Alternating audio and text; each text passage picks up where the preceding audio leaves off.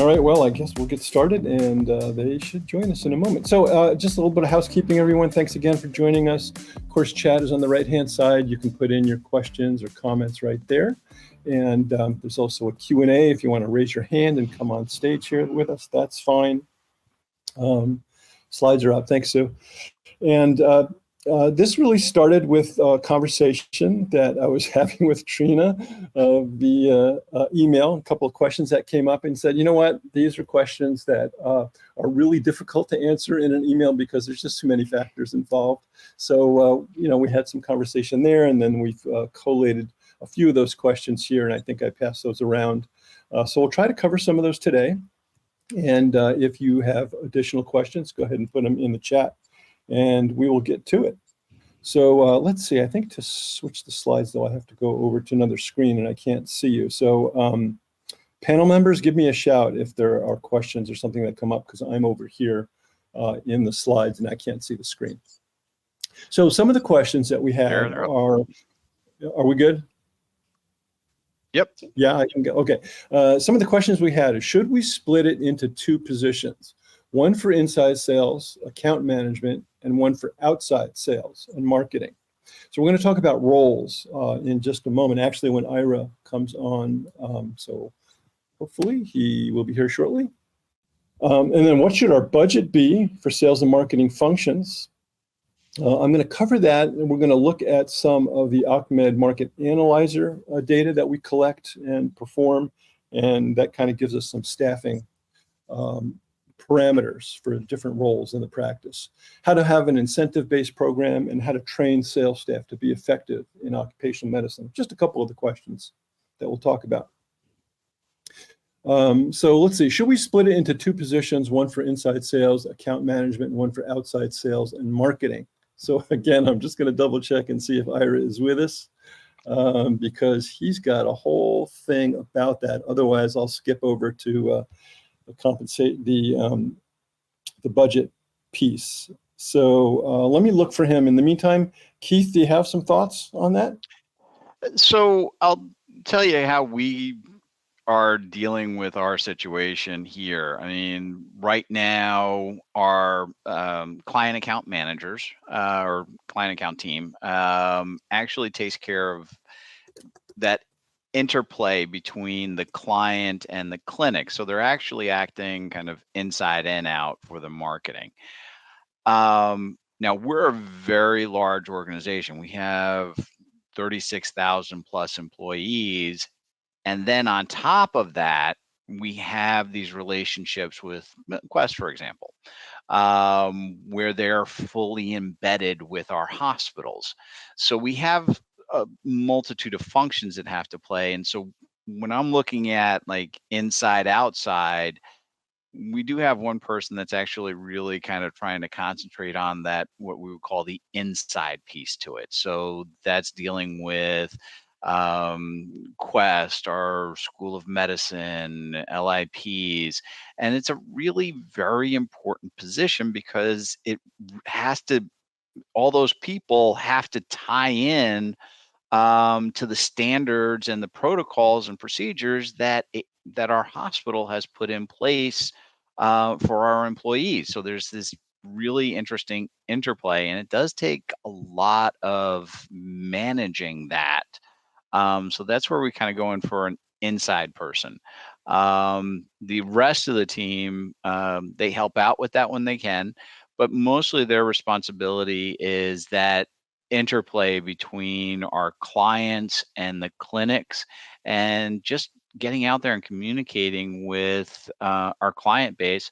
And then as we start to move into new locations and new opportunities, they'll spend a lot more time actually working those new markets also. Very good. Thanks, Keith. And we found Ira. He was backstage and I forgot to put him on stage. So welcome, Ira. If you want to give a brief, actually I should have done this already. You want to give a brief intro to who you are and what you do. And I know you have some thoughts on this as well. I'm Ira Pasternak. I've been working with Larry all the way back to when he had one urgent care center in Parsippany, New Jersey. and helped with the website and marketing from way back then. And we at Web for Doctors specialize in urgent care, but more and more focusing primarily on occupational medicine business development services. And so discussion is right up our alley, because the various pieces of this puzzle are pieces of the puzzle that we can slot in and fill for our clients. What I've got here, when this question came up, it resonated because it related to some content I'd been working on, and it kind of prompted me to finish a piece of that content, which I'm going to share now. That essentially takes a look at the different phases of growing an OCMED practice and the different roles and skill sets that are needed for that process. This is kind of a rough document. We can share. I'll tweak it a little bit and get it, and we can send it out and share it with anyone that would like to have a copy of this. And if you all want to, excuse me 1 second, if you all want to blow up your screen, there's a little icon in the right upper corner of the display where our video images are. Up on the right-hand side, there's a little full screen box. You can blow that up if you like. And I just zoomed in. And there you go. That helps. Hopefully that that's helps. good. So I'm not going to read through this whole thing, but just to kind of give you the overview, the question of should we have inside sales versus outside sales? Again, what resonated with me is that in the dozens, if not over 100 different practices of everything ranging from hybrid practices to hospital departments to dedicated OCMED, we have rarely, if ever, seen two that have the same setup for growing their practice. One major variable is whether they're a brand new practice or an established practice. But then beyond that, it's just a matter of the preferences of the management, the skill set of the people involved, and how creative they've gotten, I guess. That all said, there's these varying sets of roles and skill sets, starting with marketing, which is basically getting the messaging and positioning of your services out into the market, and creating the content that is then used for the rest of the sales process. Kind of the next step in the process, these are more or less in order, although with a certain overlap, would be lead generation. And with lead generation, that's where we're taking the marketing content, figuring out who our ideal customers are, and starting to build up a list of potential leads who could become our customers. From there, that's where we get to the point of actually selling. In many OCMED practices, sales is kind of thought of as a dirty word. And so that's, I think, part of the confusion, is that I think a lot of times people call this whole thing marketing, and don't want to use the word sales.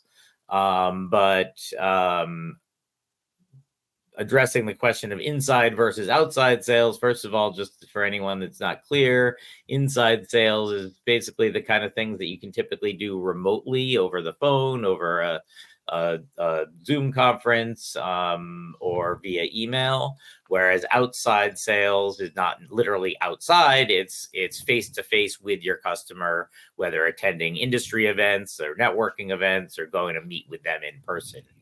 And so that's where that outside sales role, I think, very often is going to overlap with the account management role in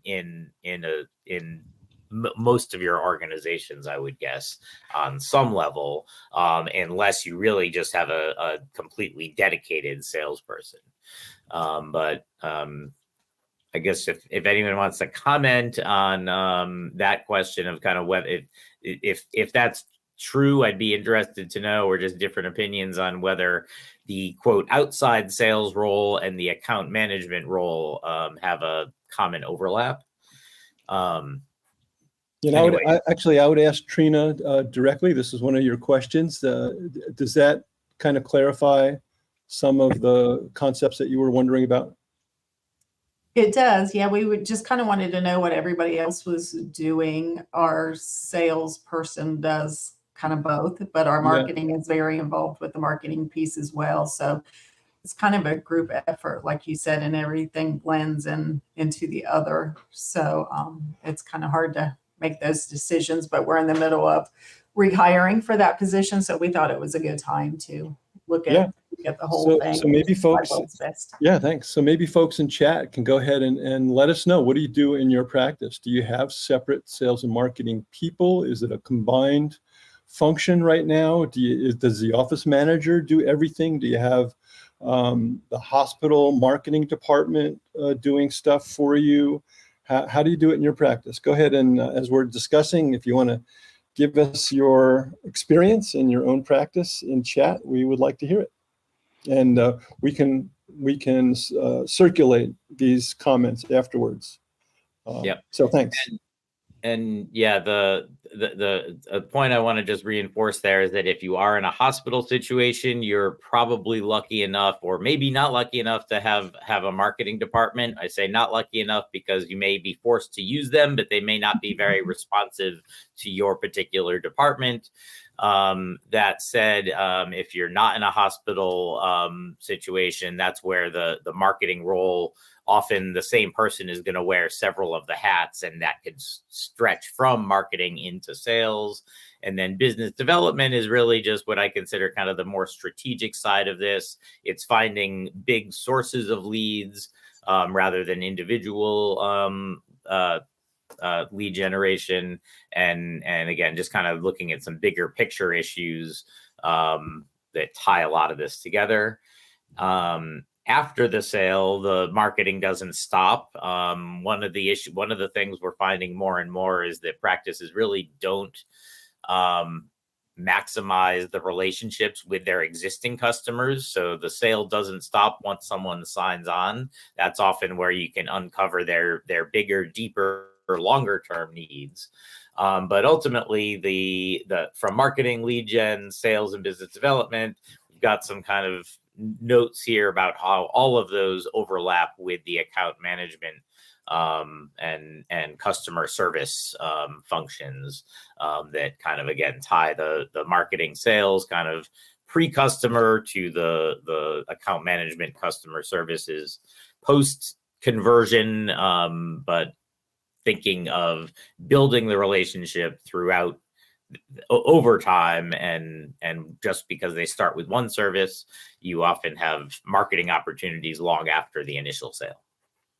Thanks, Ira. So while we're talking about the roles, there's a couple questions just related to that. Sue Stock asked, any updated titles for sales and marketing reps? Any updated titles? And someone else said something about account executives are the title that we have, marketing support from the system. Any new titles that we're using? Account executive, we hear sales rep, marketing rep. We decided to do ours as the corporate relations manager. Corporate relations. Sometimes it's account liaison kind of a person. Account executives. Tina says she's a clinic manager. I'm not sure why we don't have audio for Tina. Troy says we use health system marketing team as appropriate, but also do some of our own. Our sales team is separate from marketing. Oftentimes the hospital marketing department is more patient facing, right? They don't really have kind of the mindset and the culture and attitude of employer directed marketing. It's not usually within a hospital's marketing team scope. Jim says marketing and sales are combined, but a dedicated person to those tasks. Chuck, hey Chuck, in Fargo, we have a dedicated account manager in Fargo, Bismarck, and Duluth. I also have an inside client relations rep in Fargo.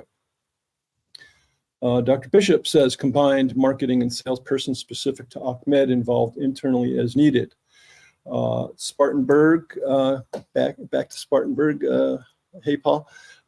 We look to our Work Healthy SC department as the key connection to employers in our market. I would label this as the group that's in charge of the employer channel. Okay, good. Well, a bunch more comments. Thank you, everyone, for those. Moving from sales title to employer success as the title for sales team. Okay, good. Okay, what should our budget be for sales and marketing functions? This is a tough one, right? Because you had to figure that out. Practices are all different sizes. Sometimes you're just you have occupational medicine within an urgent care center. So maybe you don't have enough of it to have a fully supported OCMED sales and marketing department or function. So here's kind of how I look at budgeting for staffing. And this can go in a lot of different directions. So what we do in our market analyzer functions, and you have different ways of looking at your productivity and what your sales functions should, what your budgets should be overall. So when we do it, we look at a market area and we get a heat map and we see what all are the where are all the employees and how many are there, and then we do competitive analysis and figure out what all the different services that would be represented, and that way well, how much physician staff do you need, how many MAs and front desk folks do you need, and all that. So what we try to do is we come up with a budget for the practice, and this is just one example. And then once we have the revenue prediction, so we know what you've been doing, and then maybe we're going out and we want to beef up our practice. So we want to say, well, what's the potential? And that's really what the analyzer function does, is maybe you're at $1 million now, and the analyzer shows, well, the opportunity for you with a competitive environment is really $1.5 million or 2 million or whatever it is. But let's say we have a practice of about 1.2 million in annual revenue. And once we add up all these services, then what we try to do is look at how the staffing is typically allocated in that type of an environment.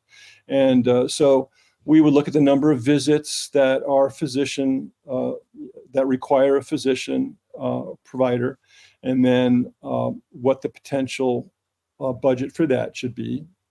And then how do we staff that based on how many drug tests are there, how many other procedures, how many physicals and work comp visits, because obviously some staff is required for drug tests and other types of procedures, but not the physician, right? So we allocate how many staff members are for that.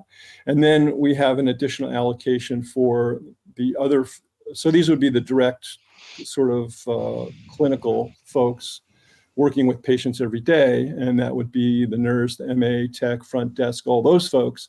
And then you've got, let's say, non-patient facing folks, manager, sales, back office folks, and that would leave this budget for them. So your allocation for sales and marketing would be somewhere in this number. And it's going to be different for every practice. So I just want to throw out a few examples of analyzers that we've done in the past and what kind of budget areas those have left open. So here was a $1.1 million revenue practice with a staff expense of $372 for the direct patient staff, and then management and other staff $260. So let's say you had that in thirds. A third of that was management, a third was sales, a third was other staff. That would be particular guidelines that you could go by. Here was a $2 million practice with staff expense of $728, management and other staff $400,000. So again, I would typically look at that perhaps in thirds for management, sales and marketing, and then the other back office staff to be broken up within this figure. So those are just kind of some rough guidelines about total amount of dollars that you might contribute towards sales and marketing for those functions. Now, in terms of incentives and bonuses, I'm going to go back over to Keith for that. Well, so again, a lot of what you're hearing in this conversation is it depends. and unfortunately, you get a lot of that. So in our organization, for example, it's not really set up for that level of individual to get a bonus incentive. So we have just a straight compensation package for them, and it's very nice, and they've done the whole analysis for it.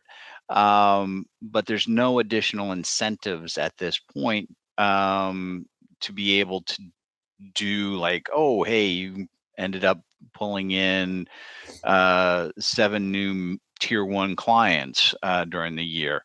So we don't have like an extra incentive for that. We'd love to have it, but right now, kind of organizational structure wise, we just don't have that ability.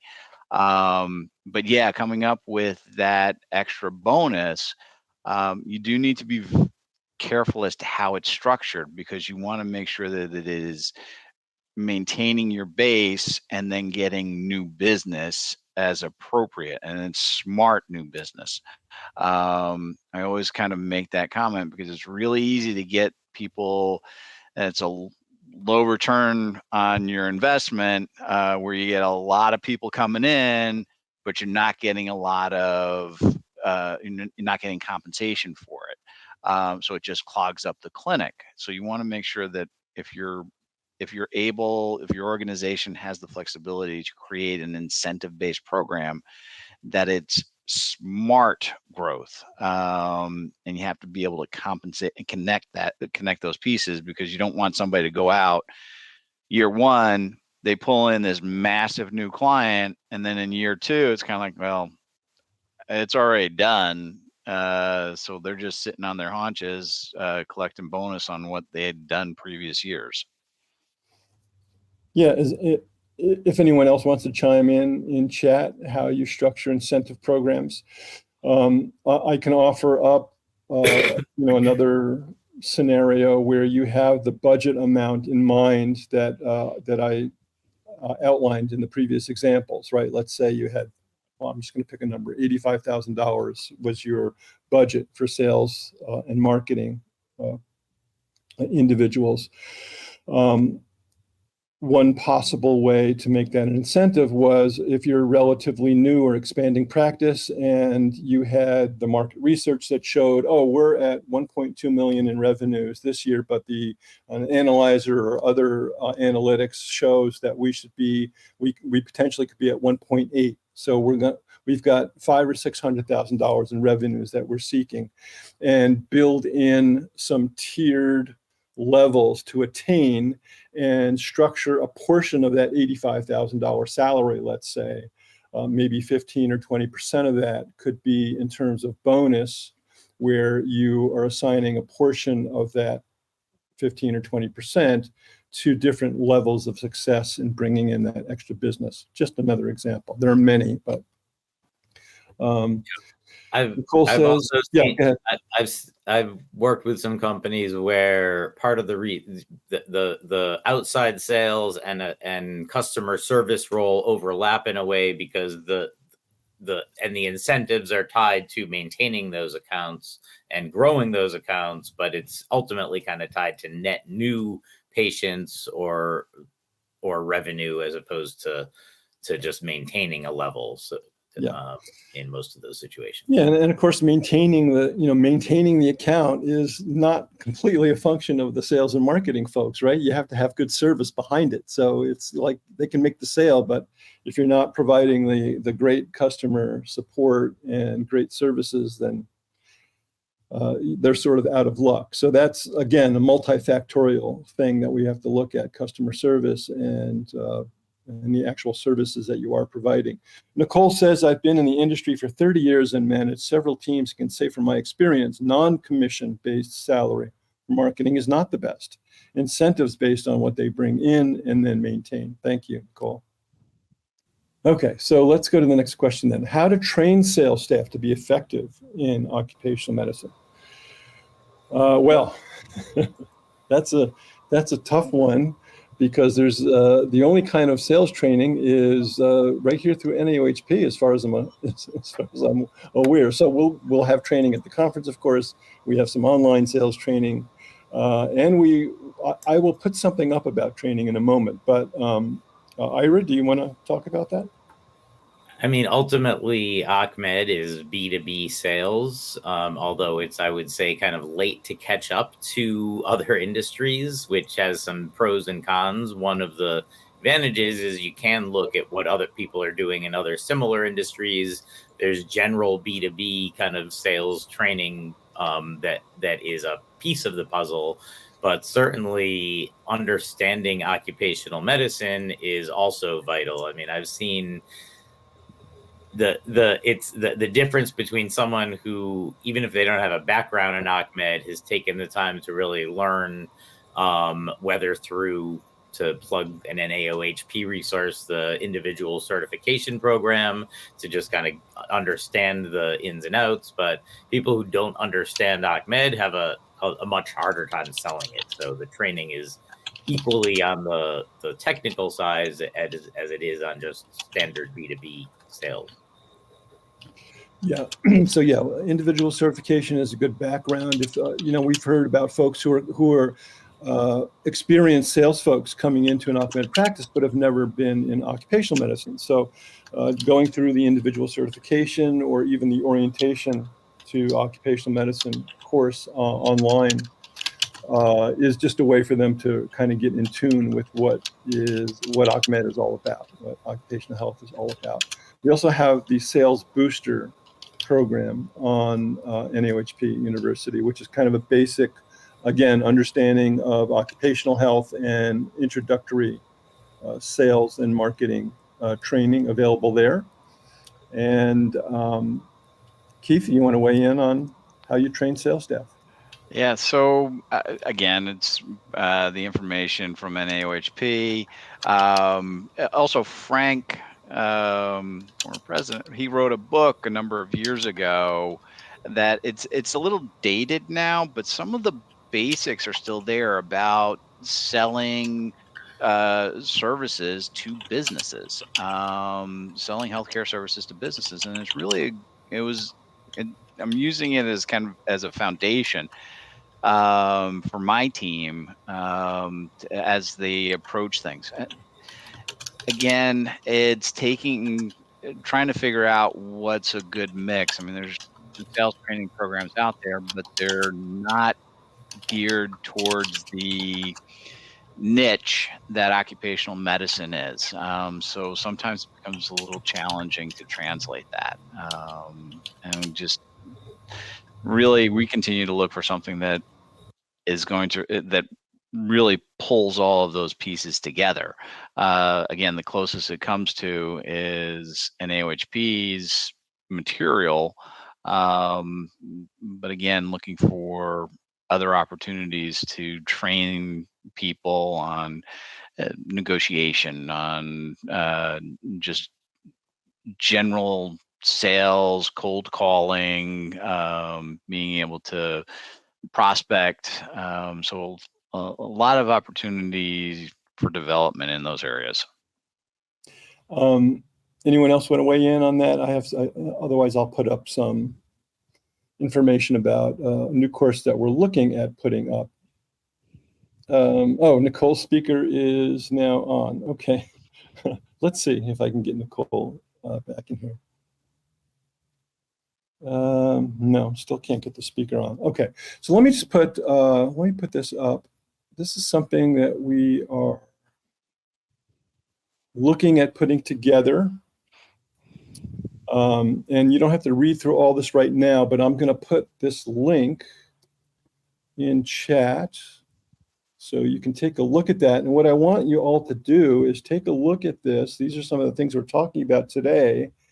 And if you're interested in a course like this, okay, I'll give you a link where you can click over and just get on a waiting list. And as we develop this, if this is helpful to you, we will go ahead and put it through. So introduction to sales and occupational health, understanding the roles that we've went through. We'd give different examples of how those different roles are for different size organizations, sales strategies and techniques, compensation models for sales teams, leveraging technology and tools, how to use CRMs, digital communication, LinkedIn, things like that, evaluating, improving sales performance, building a high-impact sales culture, practical workshops and case studies.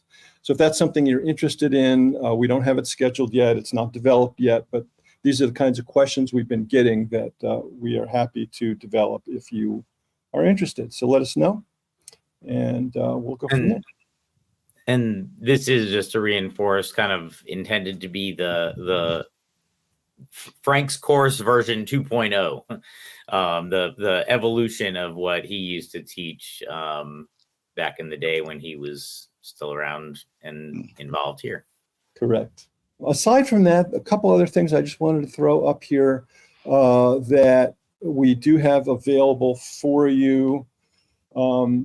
So we talked about the Occupational Market Analyzer. This is how you determine what the sales goals should be. What should your revenues goals be? So this is where we take the employees in the area, what industries are they in, how many injuries does that produce, creating your budgets and the revenue streams for all of that. So that is available here. I'm going to put another link in. So if you want to talk about the analyzer, or we also, for sort of gauging where your pricing should be, there is the employer, there is the employer paid services competitive analysis. So this is where we call all of your competitors and find out what they're charging for all these services. And we give you a little chart like this, so you can see where your pricing should be. And I just wanted to put those two things up because if anyone's interested in that, just click the link, meet with us, and we will do some special promotional pricing on all of that. And aside from that, I think that's what we had for you today. If there's any other questions, any other comments from the gallery, go ahead and finish up there. I think we covered all the questions. Frank traveled the US with a great sales training, and you received the book. I might have the outline from that training. Yeah, I attended that training many years ago. We potentially could do that type of training again with the outline that I just proposed. We've talked about perhaps doing that in January or February. So we just want to see if there's still interest in that. Those kinds of things kind of fell off during the pandemic.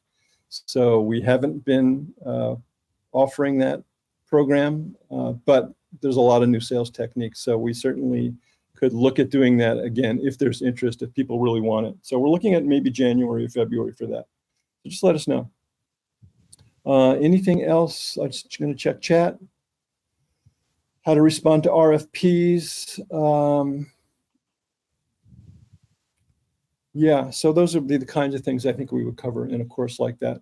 Otherwise, I don't see any other questions, so I want to thank everyone for participating in our call today. I hope it was helpful. Trina, is there anything else that you had in your questions that we either didn't talk about or that we can distribute afterwards? I think just basically getting to hear from Nicole. So maybe we'll touch base with her. Yeah. And this was very helpful. Thank you so much. Very good. Well, thanks all for joining us today. We really appreciate it. Thanks to our panel.